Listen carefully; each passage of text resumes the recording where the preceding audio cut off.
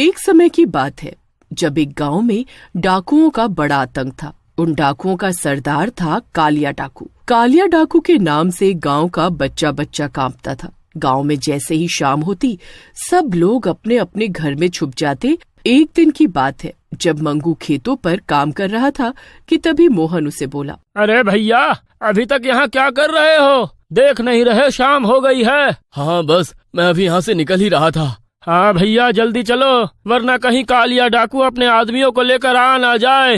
है भैया, बस जा ही रहा हूँ। मंगू अपने खेतों का काम निपटा ही रहा होता है कि तभी वहाँ उसे ढूंढते ढूंढते उसकी बेटी लीला आ जाती है। मंगू उसे वहाँ देख बड़ा परेशान हो जाता है। अरे लीला बेटी, तू यहाँ क्या कर रही है?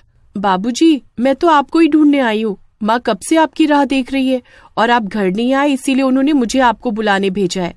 ठीक है, चलो जल्दी घर चलते हैं। मंगू और लीला दोनों घर की तरफ आने लगते हैं कि तभी कालिया डाकू की बंदूक की आवाज आती है। क्या बात है, गांव में अभी से इतना सन्नाटा छाया हुआ है। लगता है सब मेरे डर से जल्दी सो गए। कालिया डाकू की आवाज सुनकर मंगू और लीला की हालत खराब हो जाती है। अरे बेटी जल्दी जल्दी चलो, कालिया डाकू ने हमें देख लिया तो जान से मार डालेगा। मंगू इतना बोलता ही है कि तभी पीछे से आवाज आती है। मंगू और लीला पीछे मुड़कर देखते हैं तो पीछे कालिया डाकू होता है और उसके हाथ में लंबी सी बंदूक होती है। कालिया डाकू की नजरों से आज तक कोई बचा है जो तुम बचोगे? सरदार, हमें जाने दो, छोड़ दो हमको। अरे अरे अरे अरे, इतना डर किस बात का है भाई? मैंने अभी कहा तुमको कुछ कहा। कालिया डाकू बात तो मंगू से कर रहा होता है पर उसकी नजर लीला के ऊपर होती है। वो लीला की खूबसूरती सर से पांव तक देख रहा होता है। ए लड़की, नाम क्या है तुम्हारा? ये मेरी बेटी है, इसे जाने दो सरदार। अरे ओ, मैं तुझसे नहीं, इस सुंदरी से बात कर रहा हूँ। दूर हटो मुझसे, समझे? अच्छा जी, इतना गुस्सा? आज तक किसी ने इतनी हिम्मत नहीं की जो मुझे ऐसे बोल सके। तुझे तो मैं अभी बताता हूँ। और उसे अपने साथ ले जाने लगता है। बेचारा लीला का बाप हाथ पैर जोड़ता रह जाता है और रोने लगता है, पर कालिया डाकू उसकी एक नहीं सुनता। इधर लीला खुद को छुड़ाने की खूब कोशिश करती है पर कालिया डाकू को उस पर भी तरस नहीं आता। मुझे जाने दो, मुझे मेरे बाबूजी के पास जाने दो। मुझसे गलती हो गई, मैं ऐसे नहीं बोलूंगी अब, मुझे माफ कर दो। मुझे तू एक नजर में भाग गई थी और अब मैं तुझसे ब्याह रचाऊंगा। नहीं, कभी नहीं, ऐसा कभी नहीं हो सकता। कालिया डाकू उसे अपने ठिकाने पर ले जाता है और उसे एक कमरे में बंद कर देता है। उसके बाद वो पंडित को बुलाकर उसे जबरदस्ती शादी की तैयारी करता है। लीला को जब कुछ समझ नहीं आ रहा होता तो वो कालिया डाकू की बंदूक उठाती है और उसके सर पर रखकर गोली चला देती है। कालिया डाकू उसी वक्त मर जाता है। आज इससे सबको छुटकारा मिल ही गया, मार डाला मैंने इसे। लीला वहाँ से फटाफट भाग जाती है। लीला जैसे ही अपने घर पहुँचती है तो उसके पिता और उसकी माँ उसे देखकर बड़े खुश होते हैं। मेरी बच्ची, तू आ गई। मुझे यकीन नहीं हो रहा, आखिर तो उस कालिया डाकू के चंगुल से कैसे बचकर भागी? हाँ बेटी, आखिर तू कैसे बचकर आई? मैंने उसी की बंदूक से उसे मार डाला। ये बात सुनकर लीला की माँ और बाबूजी दंग रह जाते हैं, पर वो खुश भी होते हैं कि आखिरकार उनके गांव को कालिया डाकू से छुटकारा मिल गया। वो ये बात किसी को नहीं बताते कि कालिया डाकू को लीला ने मारा है। पर जब गांव वालों को कालिया की लाश मिलती है तो वो खुशी से झूम उठते हैं। उस दिन के बाद सब गांव वाले सुकून की जिंदगी जीने लगते हैं और उनको किसी का डर नहीं रहता।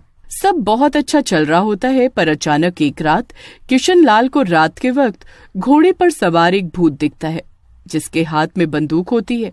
वो भूत किशन लाल के सामने आकर खड़ा हो जाता है। अब किशन लाल की हालत एकदम खराब हो चुकी होती है।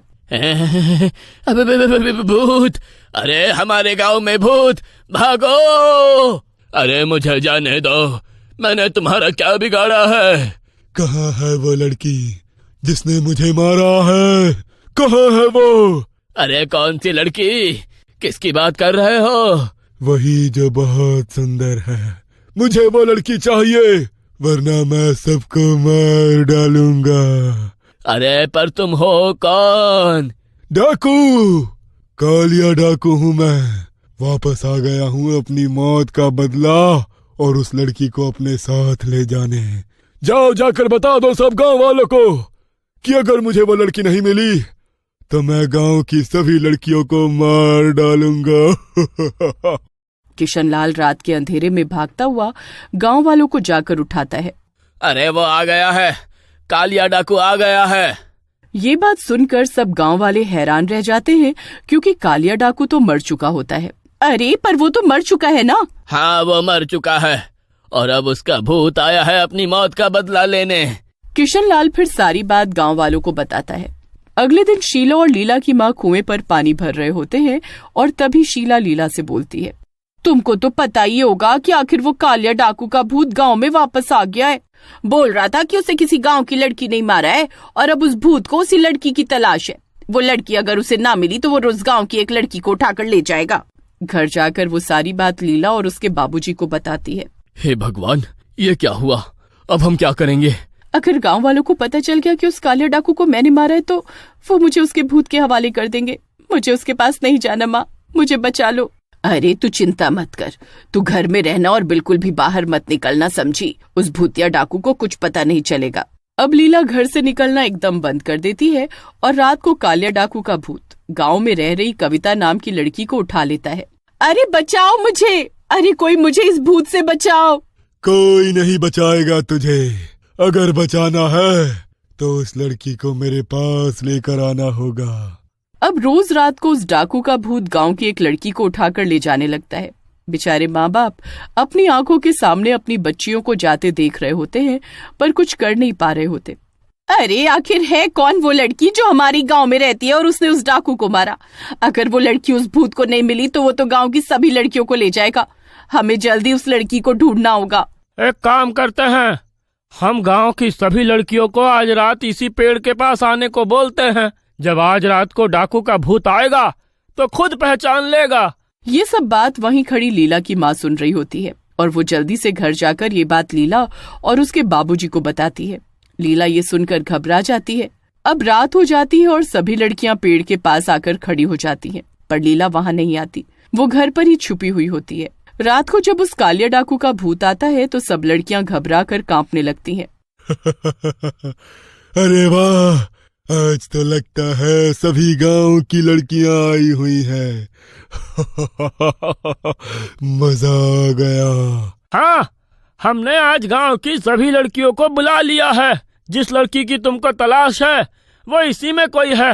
बताओ कौन है वो? आखिर हमें भी जानना है और उसे तुम ले जाओ अपने साथ। बस बाकी सबको छोड़ दो।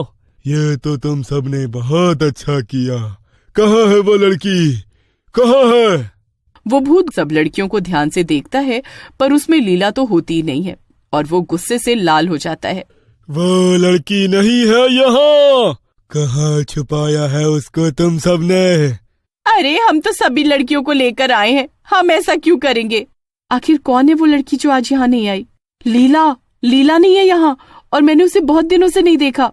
हाँ सही कहती हो, मैंने भी कब से उसे नहीं देखा। पहले तो रोज नहर पर आती थी। अब पिंकी और शीतल लीला का नाम ले देते हैं और गांव वाले तुरंत लीला के घर जाते हैं। वो लीला को बाहर आने को बोलते हैं, पर वो जाने से इनकार कर देती है और रोने लगती है। मुझे बचा लो माँ, मत करो उसके हवाले। मेरी बेटी को मत लेकर जाओ।